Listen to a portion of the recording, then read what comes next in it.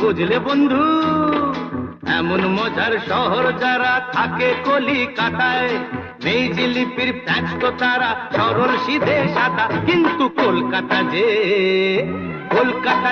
একটা গোলক ধাঁধা। এমন মজার শহর যারা থাকে কলিকাতায়, নেই জিলিপির প্যাচ তো তারা সরল সিধে সাদা। কিন্তু কলকাতা যে একটা গোলক ধাঁধা।